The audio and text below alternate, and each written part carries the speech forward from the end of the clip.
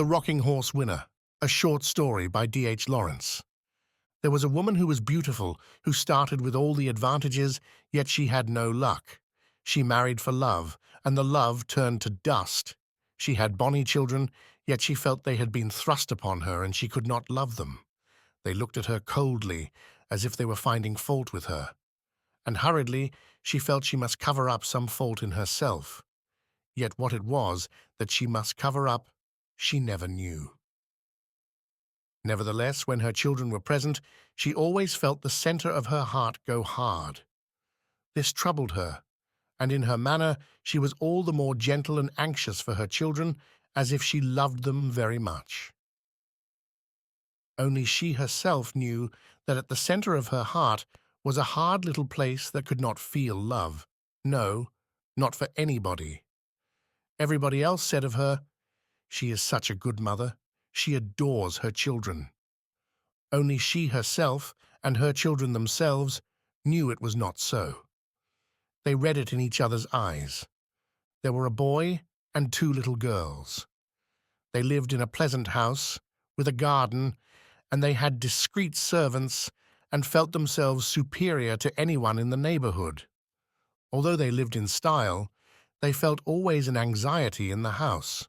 There was never enough money. The mother had a small income, and the father had a small income, but not nearly enough for the social position which they had to keep up. The father went into town to some office, but though he had good prospects, these prospects never materialized. There was always the grinding sense of the shortage of money, though the style was always kept up. At last the mother said, "I will see if I can't make something." But she did not know where to begin. She racked her brains and tried this thing and the other, but could not find anything successful. The failure made deep lines come into her face. Her children were growing up. They would have to go to school. There must be more money. There must be more money. The father, who was always very handsome and expensive in his tastes, seemed as if he never would be able to do anything worth doing. And the mother, who had a great belief in herself, did not succeed any better, and her tastes were just as expensive. And so the house came to be haunted by the unspoken phrase, "There must be more money. There must be more money." The children could hear it all the time, though nobody said it aloud. They heard it at Christmas, when the expensive and splendid toys filled the nursery. Behind the shining modern rocking horse, behind the smart doll's house, a voice would start whispering, "There must be more money. There must be more money." And the children would stop playing to listen for a moment. They would look into each other's eyes to see if they had all heard. And each one saw in the eyes of the other two that they too had heard. "There must be more money. There must be more money." It came whispering from the springs of the still-swaying rocking horse, and even the horse, bending his wooden, champing head, heard it. The big doll, sitting so pink and smirking in her new pram, could hear it quite plainly, and seemed to be smirking all the more self-consciously because of it. The foolish puppy, too, that took the place of the teddy bear, he was looking so extraordinarily foolish for no other reason, but that he heard the secret whisper all over the house. There must be more money. Yet nobody ever said it aloud. The whisper was everywhere, and therefore no one spoke it, just as no one ever says, "We are breathing," in spite of the fact that breath is coming and going all the time. "Mother," said the boy Paul one day, "why don't we keep a car of our own? Why do we always use Uncle's, or else a taxi?" "Because we're the poor members of the family," said the mother. "But why are we, Mother?" "Well, I suppose," she said slowly and bitterly, "it's because your father has no luck." The boy was silent for some time. "Is luck money, Mother?" he asked rather timidly. "No, Paul, not quite. It's what causes you to have money." "Oh," said Paul vaguely. "I thought when Uncle Oscar said filthy lucre it meant money." "Filthy lucre does mean money," said the mother, But it's lucre, not luck. Oh, said the boy. Then what is luck, mother? It's what causes you to have money. If you're lucky you have money, that's why it's better to be born lucky than rich. If you're rich, you may lose your money, but if you're lucky, you will always get more money. Oh, will you? And his father not lucky? Very unlucky, I should say, she said bitterly. The boy watched her with unsure eyes. Why? He asked. I don't know. Nobody ever knows why one person is lucky and another unlucky. Don't they? Nobody at all? Does nobody know? Perhaps God. But he never tells. He ought to, then. And aren't you lucky either, Mother? I can't be, yet I married an unlucky husband. But by yourself, aren't you? I used to think I was before I married. Now I think I'm very unlucky indeed. Why? Well, never mind. Perhaps I'm not really, she said. The child looked at her to see if she meant it, but he saw, by the lines of her mouth, that she was only trying to hide something from him. Well, anyhow, he said stoutly, I'm a lucky person. Why? Said his mother with a sudden laugh. He stared at her. He didn't even know why he had said it. God told me, he asserted, brazening it out. I hope he did, dear, she said, again with a laugh, but rather bitter. He did, Mother. Excellent, said the mother, using one of her husband's exclamations. The boy saw she did not believe him, or rather that she paid no attention to his assertion. This angered him somewhere and made him want to compel her attention. He went off by himself, vaguely, in a childish way, seeking for the clue to luck. Absorbed, taking no heed of other people, he went about with a sort of stealth, seeking inwardly for luck. He wanted luck. He wanted it. He wanted it. When the two girls were playing dolls in the nursery, he would sit on his big rocking horse, charging madly into space, with a frenzy that made the little girls peer at him uneasily. Wildly, the horse careered. The waving dark hair of the boy tossed. His eyes had a strange glare in them. The little girls dared not speak to him.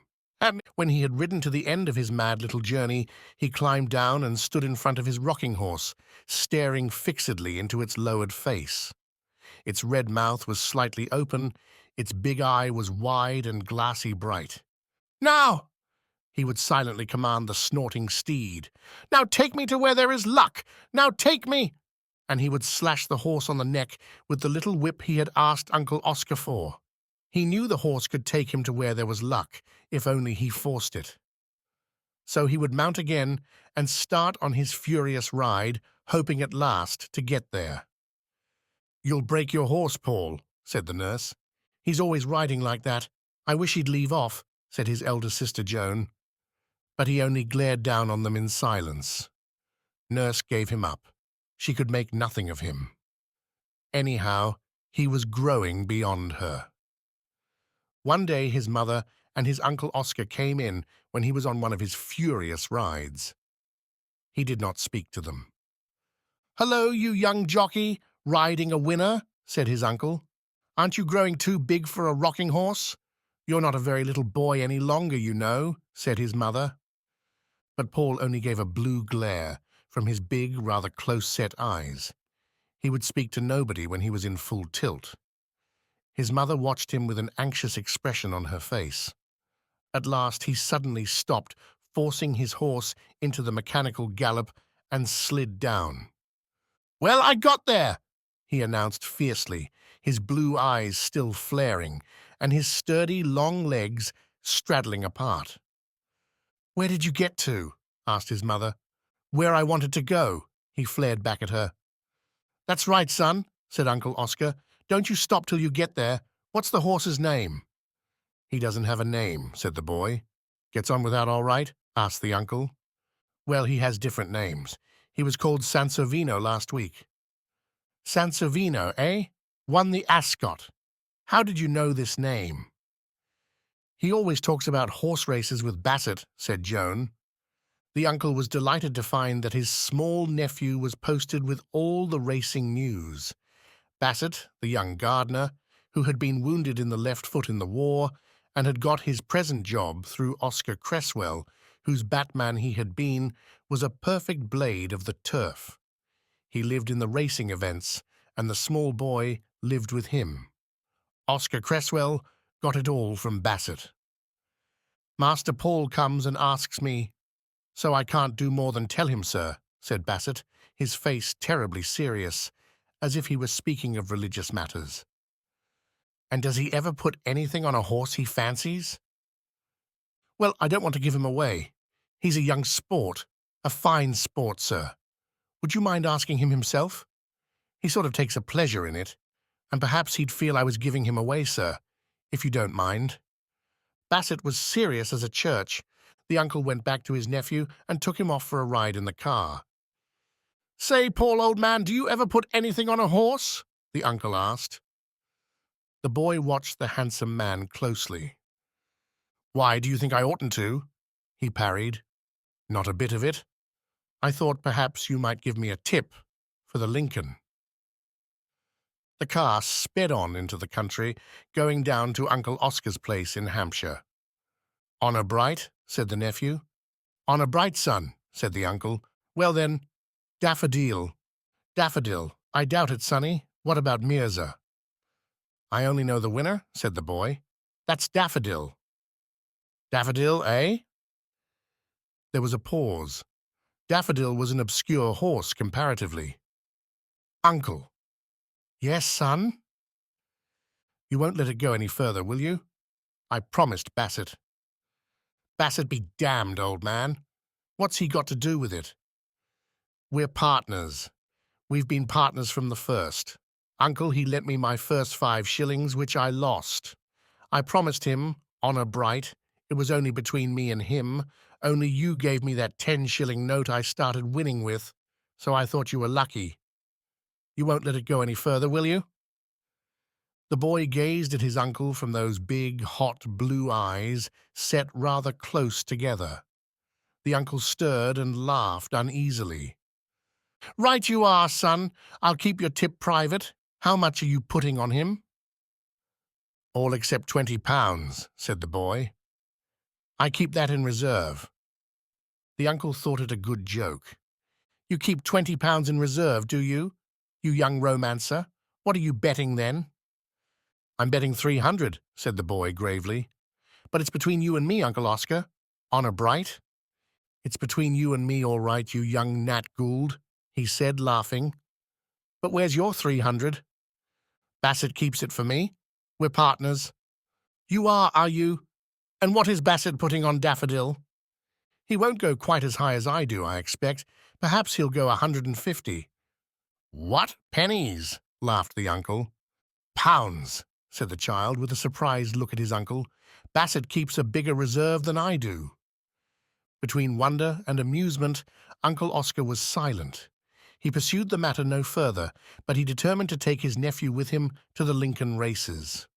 "Now, son," he said, "I'm putting 20 on Mirza, and I'll put 5 on for you on any horse you fancy. What's your pick?" "Daffodil, uncle." "No, not the 5 on Daffodil." "I should if it was my own 5, said the child. "Good, good. Right you are. A 5 for me and a 5 for you on Daffodil." The child had never been to a race meeting before, and his eyes were blue fire. He pursed his mouth tight and watched. A Frenchman just in front had put his money on Lancelot. Wild with excitement, he flayed his arms up and down, yelling, "Lancelot! Lancelot!" in his French accent. Daffodil came in first, Lancelot second, Mirza third. The child, flushed and with eyes blazing, was curiously serene. His uncle brought him 4 5-pound notes, 4 to 1. "What am I to do with these?" he cried, waving them before the boy's eyes. "I suppose we'll talk to Bassett," said the boy. "I expect I have 1,500 now, and 20 in reserve, and this 20—" His uncle studied him for some moments. "Look here, son," he said, You're not serious about Bassett and that 1,500, are you? Yes, I am. But it's between you and me, Uncle. Honor bright? Honor bright, all right, son. But I must talk to Bassett. Nah. If you'd like to be a partner, Uncle, with Bassett and me, we could all be partners. Only you'd have to promise, honor bright, Uncle, not to let it go beyond us three. Bassett and I are lucky, and you must be lucky, because it was your 10 shillings I started winning with. Uncle Oscar took both Bassett and Paul into Richmond Park for an afternoon, and there they talked. It's like this, you see, sir, Bassett said. Master Paul would get me talking about racing events, spinning yarns, you know, sir. And he was always keen on knowing if I'd made or if I'd lost. It's about a year since now that I put 5 shillings on Blush of Dawn for him, and we lost. Then the luck turned with that 10 shillings he had from you that we put on Sinhalese. And since that time, it's been pretty steady, all things considering. What do you say, Master Paul? We're all right when we're sure, said Paul. It's when we're not quite sure that we go down. Oh, but we're careful then, said Bassett. But when are you sure? Smiled Uncle Oscar. It's Master Paul, sir, said Bassett in a secret religious voice. It's as if he had it from heaven, like Daffodil now, for the Lincoln. That was as sure as eggs. Did you put anything on Daffodil? Asked Oscar Cresswell. Yes, sir, I made my bit. And my nephew? Bassett was obstinately silent, looking at Paul. I made 1,200, didn't I, Bassett? I told Uncle I was putting 300 on Daffodil. That's right, said Bassett, nodding. But where's the money? Asked the uncle. I keep it safe locked up, sir. Master Paul, he can have it any minute he likes to ask for it. What? £1,500. And 20. And 40, that is, with the 20 he made on the course. It's amazing, said the uncle. If Master Paul offers you to be partners, sir, I would, if I were you. If you'll excuse me, said Bassett. Oscar Cresswell thought about it. I'll see the money, he said. They drove home again, and sure enough, Bassett came round to the garden house with £1,500 in notes. The £20 reserve was left with Joe Glee in the Turf Commission deposit. You see, it's all right, Uncle, when I'm sure. Then we go strong, for all we're worth, don't we, Bassett? We do that, Master Paul. And when are you sure? Said the uncle, laughing. Oh, well, sometimes I'm absolutely sure, like about Daffodil, said the boy, and sometimes I have an idea, and sometimes I haven't even an idea, have I, Bassett? Then we're careful, because we mostly go down. You do you? And when you're sure, like about Daffodil, what makes you sure, sonny? Oh, well, I don't know, said the boy uneasily. I'm sure, you know, Uncle, that's all. It's as if he had it from heaven, sir, Bassett reiterated. I should say so, said the uncle, but he became a partner. And when the Ligier was coming on, Paul was sure about Lively Spark, which was a quite inconsiderable horse. The boy insisted on putting 1,000 on the horse. Bassett went for 500, and Oscar Cresswell 200. Lively Spark came in first, and the betting had been 10-1 against him. Paul had made 10,000. You see, he said, I was absolutely sure of him. Even Oscar Cresswell had cleared 2,000. Look here, son, he said, this sort of thing makes me nervous. It needn't, Uncle. Perhaps I shan't be sure again for a long time. But what are you going to do with your money? Asked the uncle. Of course, said the boy. I started it for Mother. She said she had no luck because Father is unlucky, so I thought if I was lucky, it might stop whispering. What might stop whispering? Our house. I hate our house for whispering. What does it whisper? Why, the boy fidgeted. Why, I don't know, but it's always short of money. You know, Uncle? I know it, son, I know it. You know people send Mother writs, don't you, Uncle? I'm afraid I do, said the uncle, and then the house whispers, like people laughing at you behind your back. It's awful, that is. I thought if I was lucky— You might stop it, added the uncle. The boy watched him with big blue eyes that had an uncanny cold fire in them, and he said never a word. "Well then," said the uncle, "what are we doing?" "I shouldn't like Mother to know I was lucky," said the boy. "Why not, son?" "She'd stop me." "I don't think she would." "Oh." And the boy writhed in an odd way. "I don't want her to know, uncle." "All right, son. We'll manage it without her knowing." They managed it very easily. Paul, at the other's suggestion, handed over £5,000 to his uncle, who deposited it with the family lawyer, who was then to inform Paul's mother that a relative had put £5,000 into his hands, which sum was to be paid out £1,000 at a time on the mother's birthday for the next 5 years. "So she'll have a birthday present of £1,000 for 5 successive years," said Uncle Oscar. "I hope it won't make it all the harder for her later." Paul's mother had her birthday in November. The house had been whispering worse than ever lately, and even in spite of his luck, Paul could not bear up against it. He was very anxious to see the effect of the birthday letter telling his mother about the £1,000. When there were no visitors, Paul now took his meals with his parents, as he was beyond the nursery control. His mother went into town nearly every day. She had discovered that she had an odd knack of sketching furs and dress materials, so she worked secretly in the studio of a friend who was the chief artist for the leading drapers. She drew the figures of ladies in furs and ladies in silk and sequins for the newspaper advertisements. This young woman artist earned several £1,000s a year, but Paul's mother only made several hundreds, and she was again dissatisfied. She so wanted to be first in something, and she did not succeed, even in making sketches for drapery advertisements. She was down to breakfast on the morning of her birthday. Paul watched her face as she read her letters. He knew the lawyer's letter. As his mother read it, her face hardened and became more expressionless. Then a cold, determined look came on her mouth. She hid the letter under the pile of others and said not a word about it. "Didn't you have anything nice in the post for your birthday, Mother?" said Paul. "Quite moderately nice," she said, her voice cold and hard and absent. She went away to town without saying more. But in the afternoon, Uncle Oscar appeared. He said Paul's mother had had a long interview with the lawyer, asking if the whole 5,000 could not be advanced at once, as she was in debt. "What do you think, Uncle?" said the boy. "I leave it to you, son." "Oh, let her have it then. We can get some more with the other," said the boy.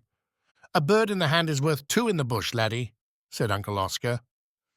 "But I'm sure to know for the Grand National, or the Lincolnshire, or else the Derby. I'm sure to know for one of them," said Paul. So Uncle Oscar signed the agreement, and Paul's mother touched the whole 5,000. Then something very curious happened. The voices in the house suddenly went mad, like a chorus of frogs on a spring evening. There were certain new furnishings, and Paul had a tutor. He was really going to Eton, his father's school, in the following autumn. There were flowers in the winter, and a blossoming of the luxury Paul's mother had been used to. And yet the voices in the house, behind the sprays of mimosa and almond blossom, and from under the piles of iridescent cushions, simply trilled and screamed in a sort of ecstasy. There must be more money. Oh, huh. There must be more money. Oh, now, will you? There must be more money.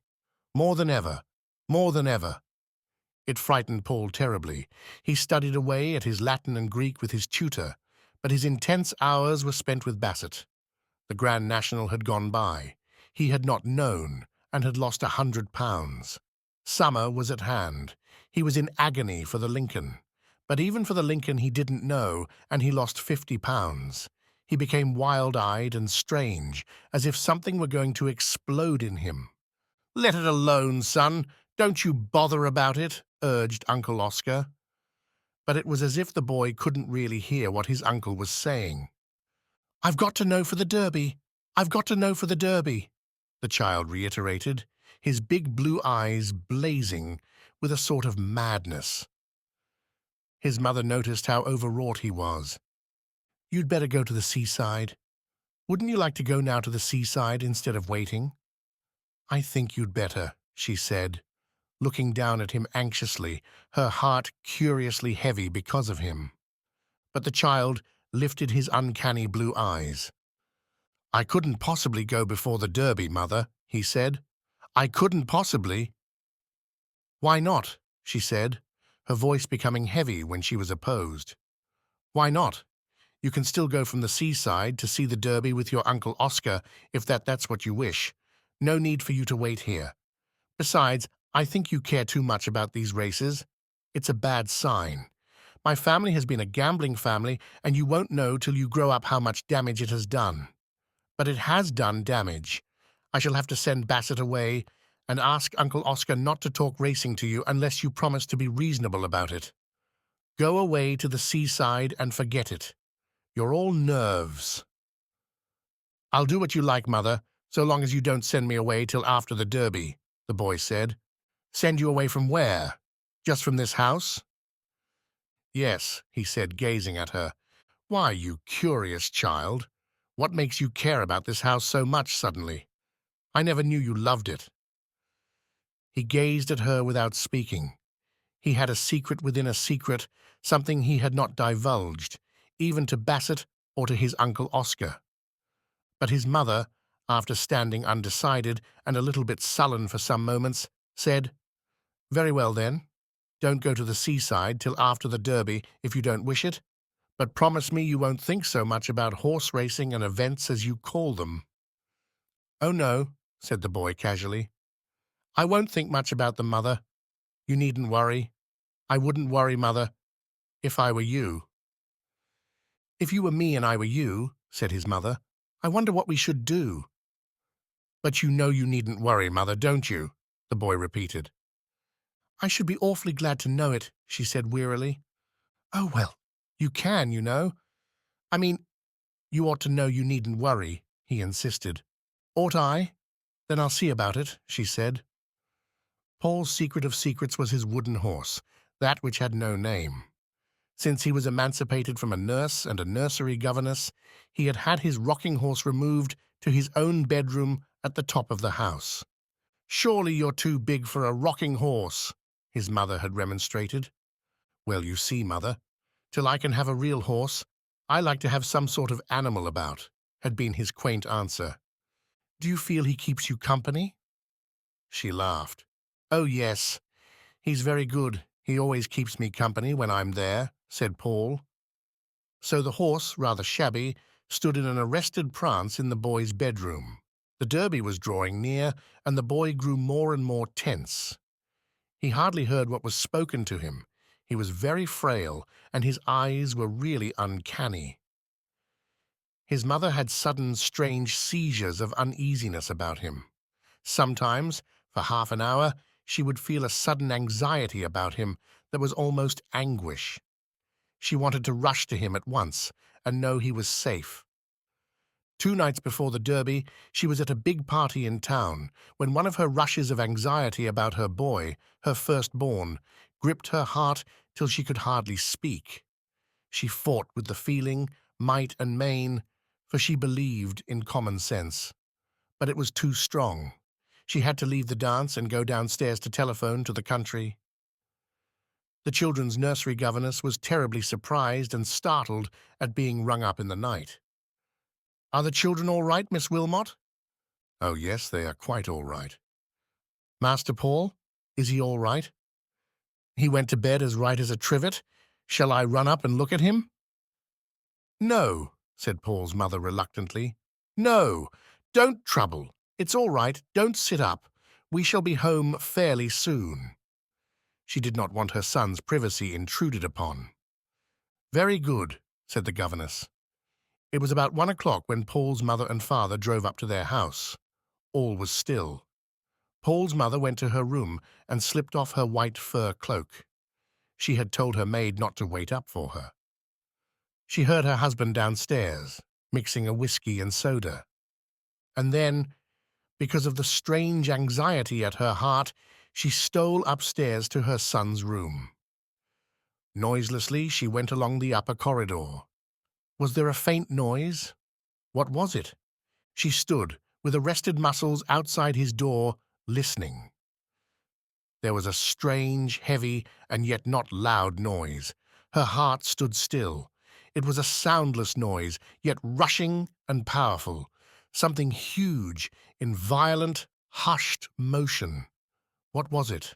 What in God's name was it? She ought to know. She felt that she knew the noise.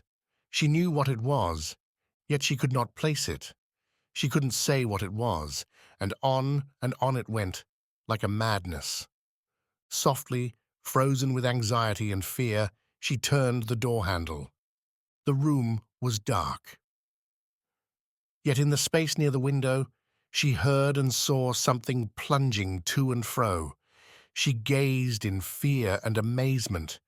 Then suddenly she switched on the light and saw her son, in his green pajamas, madly surging on the rocking horse.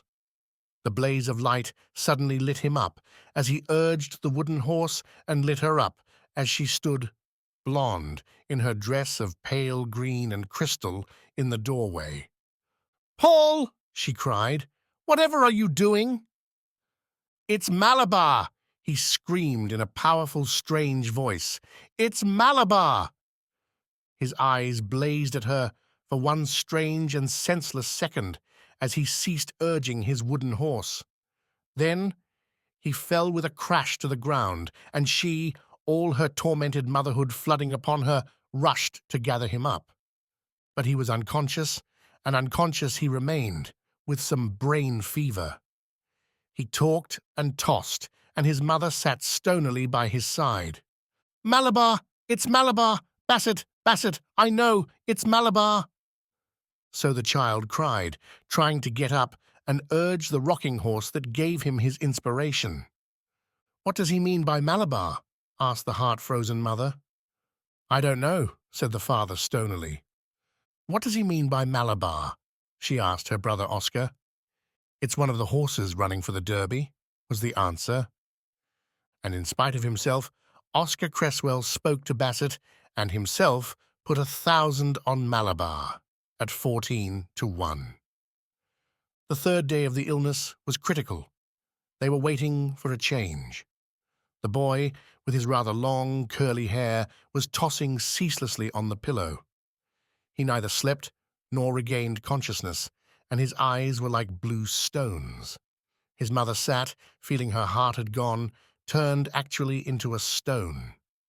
In the evening, Oscar Cresswell did not come, but Bassett sent a message saying, could he come up for one moment, just one moment? Paul's mother was very angry at the intrusion, but on second thoughts she agreed. The boy was the same. Perhaps Bassett might bring him to consciousness.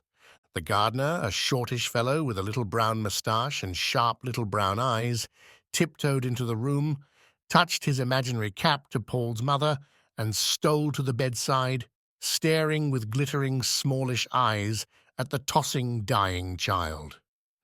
"Master Paul," he whispered. "Master Paul, Malabar came in first all right. A clean win. I did as you told me. You've made over £70,000, you have. You've got over 80,000. Malabar came in all right, Master Paul." Malabar, did I say Malabar, Mother? Did I say Malabar? Do you think I'm lucky, Mother? I knew Malabar, didn't I? Over £80,000. I call that lucky, don't you, Mother? Over £80,000. I knew, didn't I know I knew? Malabar came in all right. If I ride my horse till I'm sure, then I tell you, Bassett, you can go as high as you like. Did you go for all you were worth, Bassett? I went 1,000 on it, Master Paul. I never told you, Mother, that if I can ride my horse and get there, then I'm absolutely sure. Oh, absolutely. Mother, did I ever tell you I am lucky? No, you never did, said his mother. But the boy died in the night.